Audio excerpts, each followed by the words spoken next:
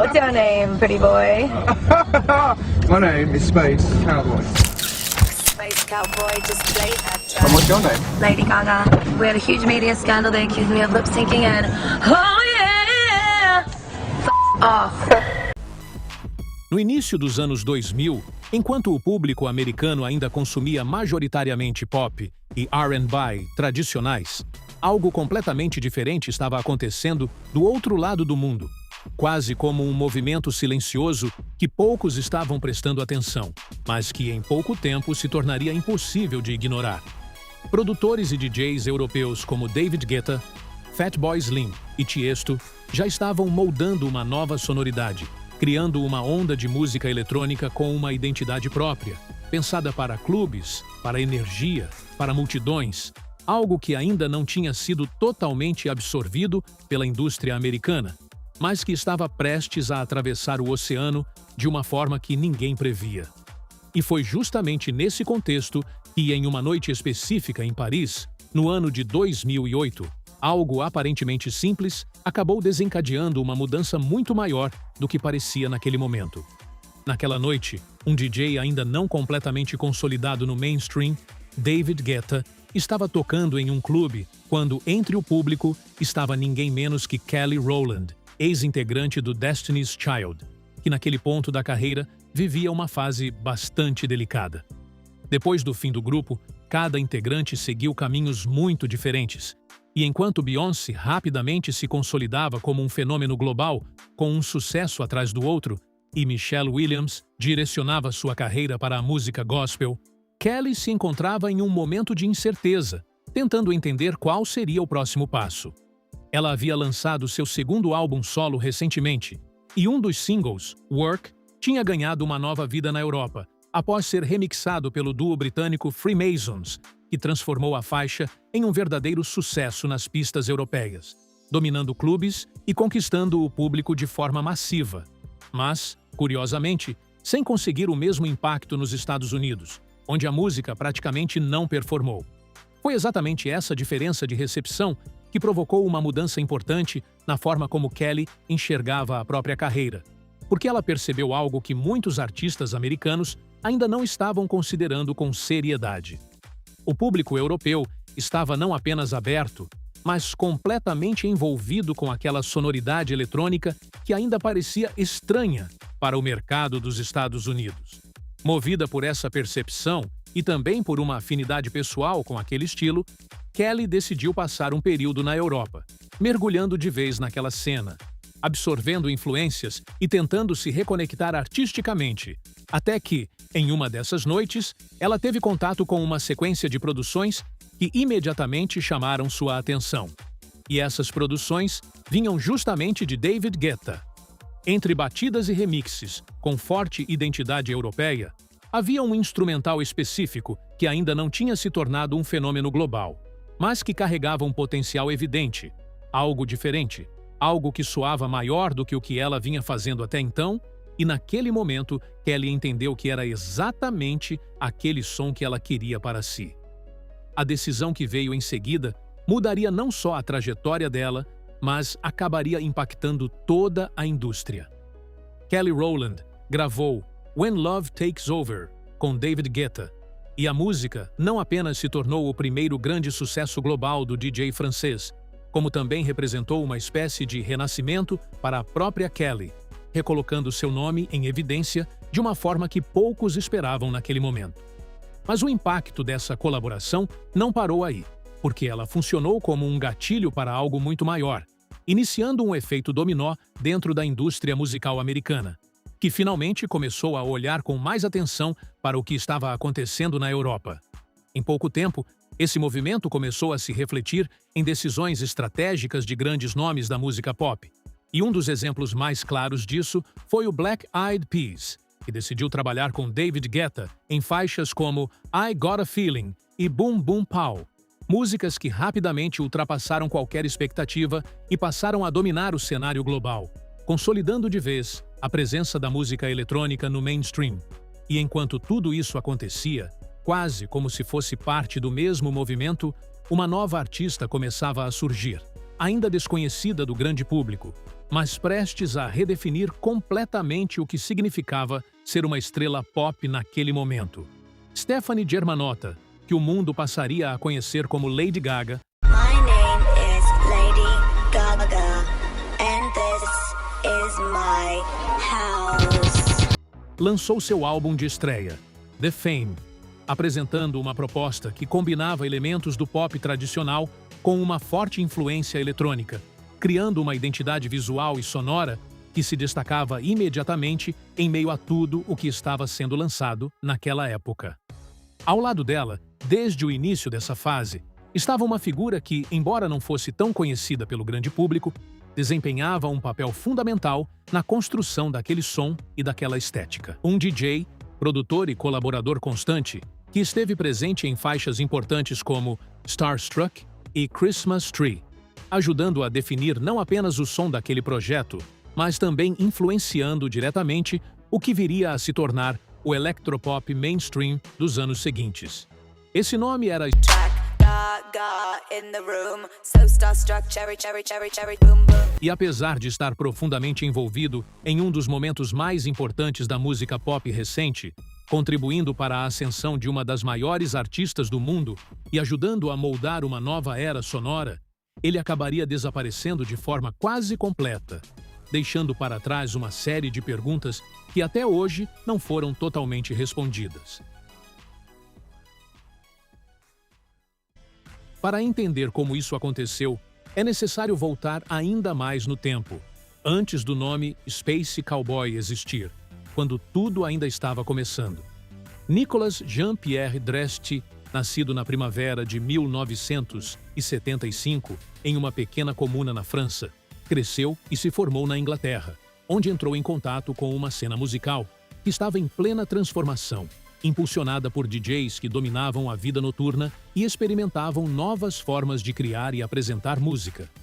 Durante seus estudos em engenharia de áudio, ele começou a desenvolver um interesse cada vez mais profundo pela produção musical e pelo universo dos DJs, algo que inicialmente não era visto com bons olhos por sua família, mas que rapidamente se tornou o foco principal da sua vida. Nos primeiros anos de carreira, ele ainda buscava sua identidade artística, passando por diversos nomes e personas diferentes, como DJ Supreme, DJ Loop, DJ Chrome, DJ Vibes, Nicky Fabulous, entre outros, cada um representando uma tentativa de se posicionar dentro de uma cena que estava em constante evolução. O nome que eventualmente se tornaria definitivo, no entanto, não surgiu de forma planejada, mas sim como um apelido dado por um dono de estúdio onde ele trabalhava após a faculdade e que acabou sendo adotado como sua identidade artística oficial, Space Cowboy. Um nome que refletia exatamente o tipo de som que ele queria criar, algo que, nas próprias palavras dele, deveria soar como se tivesse vindo de uma nave espacial, combinando influências eletrônicas com uma atitude quase rock, o que o levou a se definir como um rockstar digital e a descrever seu estilo como laptop rock. O que ainda não estava claro naquele momento era que essa identidade, construída ao longo de anos de experimentação, o colocaria no centro de uma transformação global da música pop, conectando-o diretamente a alguns dos maiores nomes da indústria e, ao mesmo tempo, preparando o terreno para um desaparecimento que, até hoje, continua cercado de mistério. Antes de se tornar uma peça-chave na construção do electropop ao lado de Lady Gaga, e muito antes de seu nome desaparecer de forma misteriosa, a trajetória de Space Cowboy passou por uma fase que explica muito mais do que parece à primeira vista, principalmente quando se observa quem estava ao lado dele nesse início. Nos primeiros anos de carreira, Nicolas Dresti, já adotando a identidade de Space Cowboy, acabou se tornando protegido de ninguém menos que Fatboy Slim, um dos nomes mais influentes da música eletrônica mundial. E essa conexão não foi apenas simbólica, mas determinante para tudo o que viria depois. Pois sob o selo Southern Fried Records, fundado por Fatboy Slim, que Space Cowboy lançou seu primeiro álbum, Across the Sky, marcando oficialmente sua entrada em uma cena que já estava em plena transformação, mas que ainda guardava espaço para artistas que conseguiam trazer algo diferente. E o mais interessante é que, ao falar sobre essa relação em entrevistas, ele não descreve apenas uma parceria profissional, mas praticamente um processo de formação. Segundo ele, Norman Cook, nome real de Fatboy Slim, foi responsável por ensinar algo que vai muito além da música. A importância de evoluir constantemente, de mudar de estilo sem medo, de saber transitar entre o underground e o mainstream e, principalmente, de sempre trazer um som novo. Mas talvez o ponto mais revelador desse aprendizado não esteja na parte criativa, e sim no que vem junto com o sucesso. Porque, além de observar a carreira consolidada de Fatboy Slim, Space Cowboy também teve contato direto com o outro lado da fama, aquele que normalmente não aparece, mas que acompanha artistas que crescem rápido demais. Ele mesmo deixa isso claro ao dizer que viu, de perto, como o sucesso em escala global pode transformar não só a carreira de alguém, mas também as pessoas ao redor, os relacionamentos, o estilo de vida e até a forma como o mundo passa a enxergar aquele artista. E esse tipo de observação, segundo ele, foi essencial, porque permitiu enxergar, com antecedência, o que poderia acontecer no próprio futuro caso ele também atingisse esse nível de projeção. Balancing DJing in the studio, that's always been a thing for me. So, and producing, and also like artistry as well. I started singing. I didn't start singing until a little bit later because I was sample based and I was a little bit afraid of singing, you know, most of the DJ camp, the studio camp. So I was like singing, you know, so that came later. And so I moved to Space Travel and then I got signed to Sun on Fry Records a couple of years later. I was doing some bootlegs, Norman Cook, you know, just caught hold of that, which is amazing. And he really looked after me for a good couple of years now. We had a great relationship and he taught me a lot of stuff, how to handle your, you know, your business, like personal relationships, and because he had a rapid, you know, he had a lot of success, but with Fatboy Slim he had a rapid rise, particularly in the United States. You know, and so that was incredible to watch, that whole journey, and it was awesome, man, and he taught me such a lot. So, you know, and that got my name out there, Space Cowboy. You know, we did a song called I Would Die For You, and the record really started to blow up in Japan, which was incredible for me. And then from that, like, I did a song called Across the Sky, which was kind of like a balance of a rock pop type thing, and I was actually singing on it, and that was really well received in Japan as well. So I came into confidence to start singing, you know what I'm saying? Which is a big turning point for me to start singing and writing. So I was like, you know what, I'm not going to start anymore. I'm going to start writing, concentrating on singing. You know, I was using auto-tune at the time, harmonizers. You know what I'm saying? Like, yeah, I'm still using that today, and I love that. I love the auto-tune sound. So you know. You can use it in varying degrees. You don't have to T-plane it out, you know what I mean? So, at that time I was kind of T-planing it, and so it was cool, man. It was a great experience. Like, when I sent the demo to Norman Cook for Sun on Fry, I didn't hear something for like 6 or 7 months. I thought, oh, I think it's whack or whatever. Out of the blue, I got a text, or, you know, saying, this shit's hot, like, it's the loudest thing I've ever heard. It just jumped out the speakers. That was like 7 months later. So, just be patient, man, and just keep working, keep grinding, you know. That's what I can say, man. Foi essa conexão que o levou aos Estados Unidos. E foi através dela que ele foi apresentado a Lady Gaga. A partir desse ponto, tudo começa a acelerar. Mesmo mantendo o Tiger Tracks ativo, ele passa a dedicar menos tempo ao desenvolvimento de novos artistas dentro do selo, justamente porque sua atenção agora estava voltada para algo maior, projetos mais ambiciosos e uma presença cada vez mais forte dentro da indústria. E isso fica ainda mais evidente com o lançamento de Digital Rockstar, em 2009, um projeto que não apenas expandia a proposta do que ele já vinha fazendo, mas levava sua identidade sonora a um nível ainda mais experimental, misturando gêneros, explorando vozes diferentes e criando algo que fugia completamente de qualquer fórmula tradicional. O álbum contava com participações de nomes como Paradiso Girls, LMFAO, Natalia Kills, Cinema Bizarre e, claro, Nadia O, consolidando ainda mais aquele som híbrido que ele descrevia como algo totalmente digital. E essa não era apenas uma escolha estética, era um conceito. Em entrevistas, ele explicava que o álbum refletia diretamente sua vida na estrada, a rotina noturna, as viagens, os encontros com novas culturas e experiências, lugares que ele nunca imaginou conhecer, como Suécia, Austrália e Estados Unidos. Tudo isso incorporado na música de uma forma que misturava realidade e artificialidade. A ideia central continuava sendo a mesma de digital rock. Instrumentos virtuais, guitarras que não eram guitarras reais, vozes processadas, um palco completamente digitalizado, criando uma estética que ele não apenas aceitava, mas abraçava completamente. Ele gostava de autotune, gostava de soar artificial, gostava da ideia de parecer que sua música vinha de outro planeta. Enquanto ele desenvolvia essa identidade cada vez mais futurista, sua conexão com Lady Gaga também se fortalecia. Justamente em um período em que ela própria estava passando por uma transformação intensa. Antes de se tornar o fenômeno global que o mundo conheceria, Gaga enfrentou um momento decisivo em 2006, quando foi dispensada de seu contrato com a Def Jam, o que a colocou em uma fase de reconstrução, onde precisava provar não apenas seu talento, mas sua capacidade de se reinventar. Foi então que a Interscope Records decidiu apostar nela, oferecendo uma nova oportunidade, mas com uma pressão enorme por resultados. E Gaga não chegou despreparada.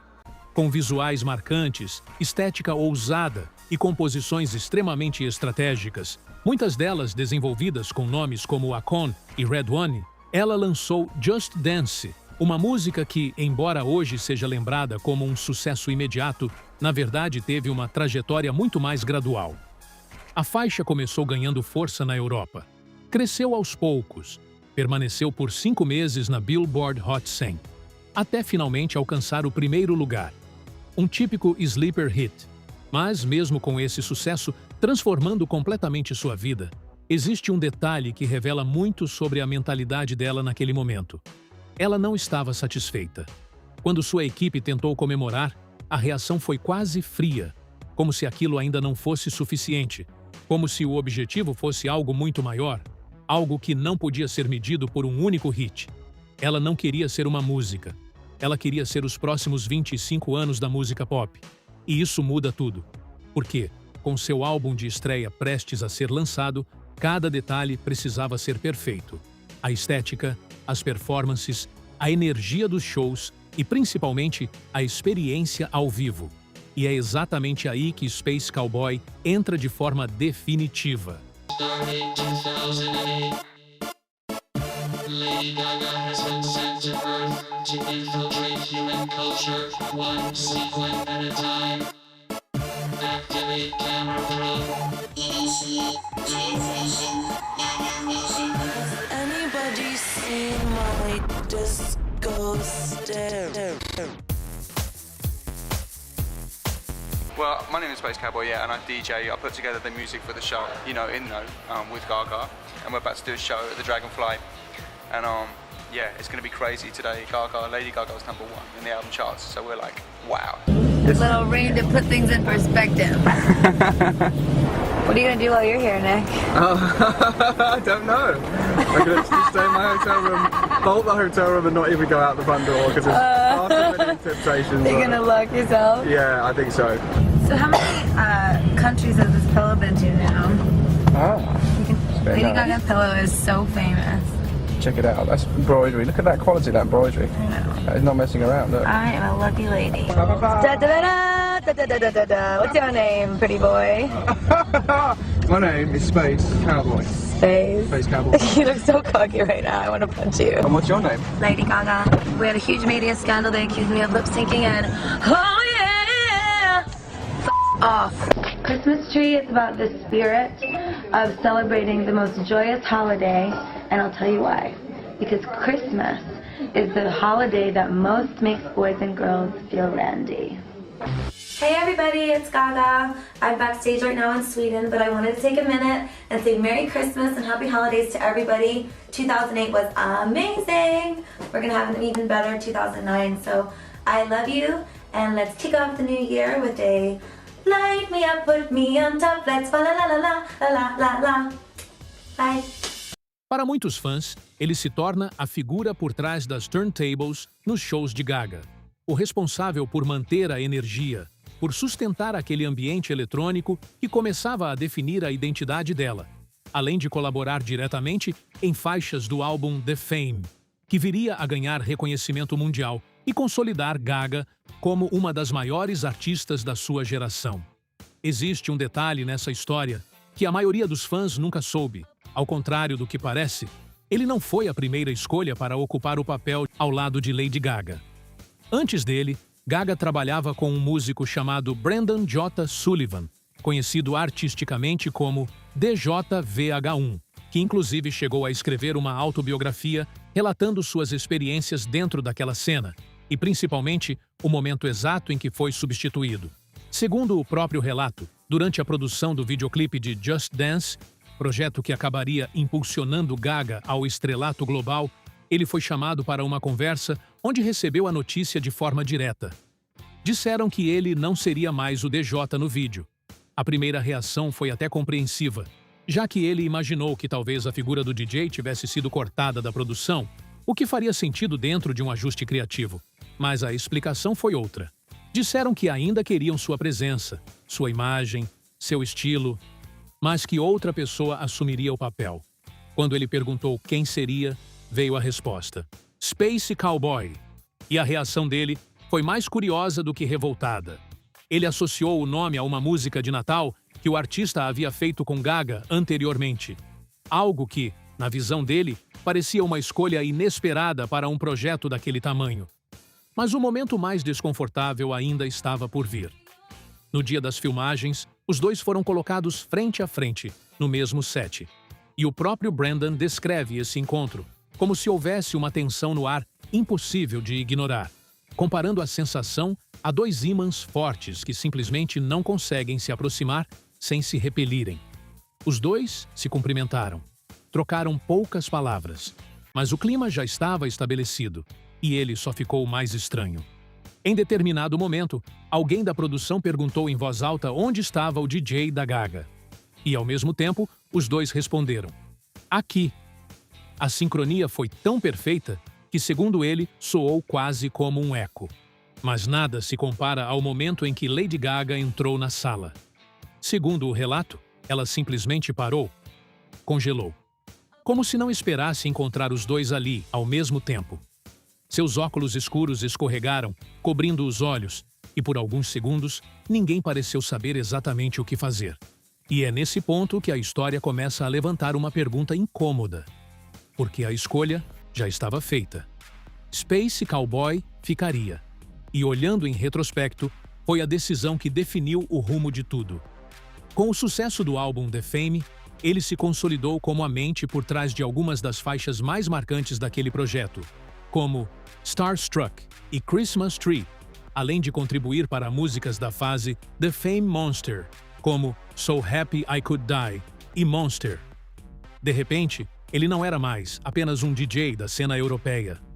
Ele era parte da engrenagem que estava criando uma das maiores estrelas do planeta. E isso abriu portas imediatamente. Outros artistas começaram a procurar por aquele som, por aquela estética, por aquela assinatura.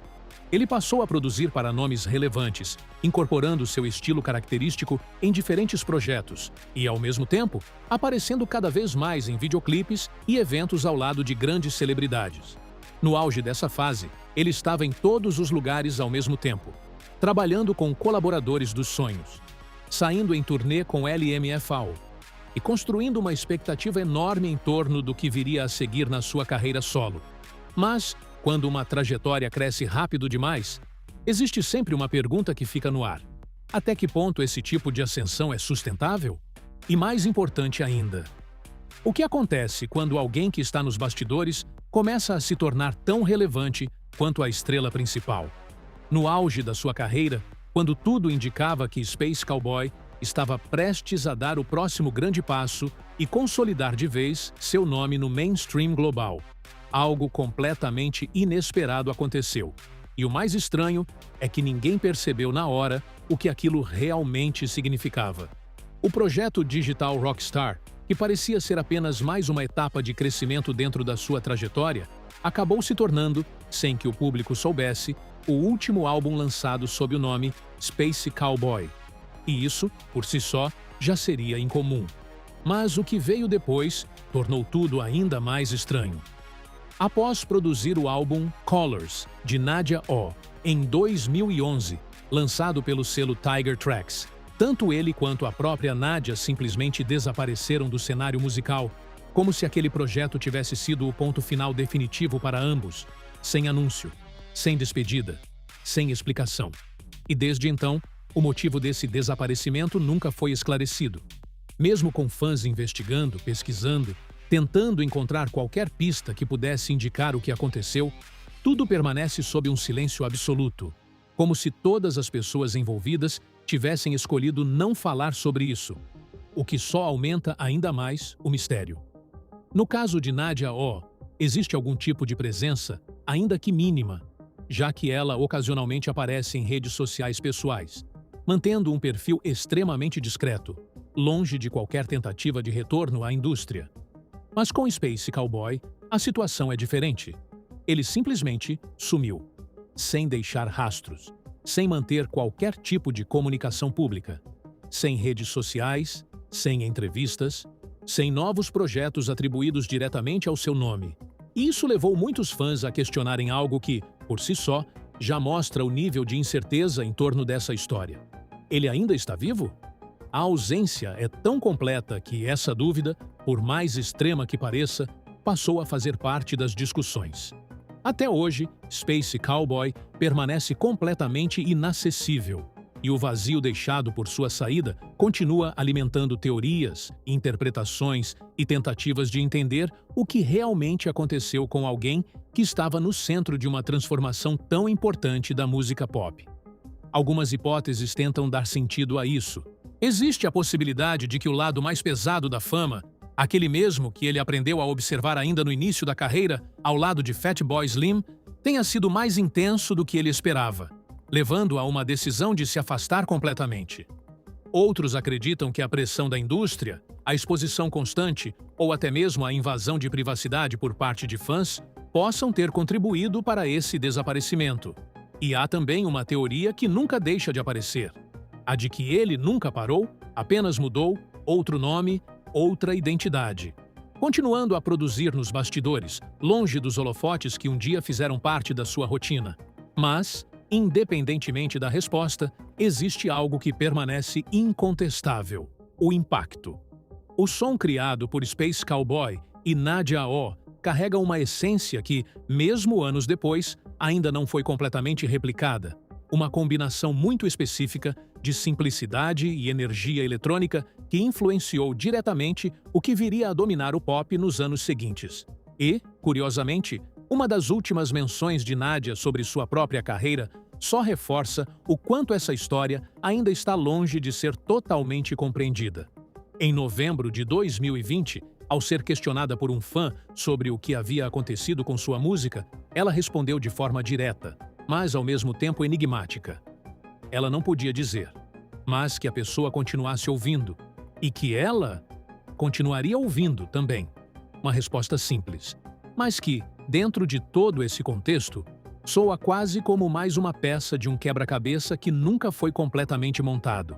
Enquanto isso, as poucas falas públicas de Space Cowboy que ainda circulam mostram alguém que, pelo menos naquele momento, enxergava a própria trajetória de forma muito diferente do que o desfecho sugere. Ele falava sobre colaboração, sobre se envolver com outras pessoas criativas, sobre enviar demos, sobre continuar criando sem parar, sobre aproveitar o processo e se jogar na experiência, como alguém que ainda estava no meio do caminho e não prestes a desaparecer dele. E talvez seja exatamente isso que torna tudo ainda mais estranho. Porque não parece um fim planejado. Parece uma interrupção.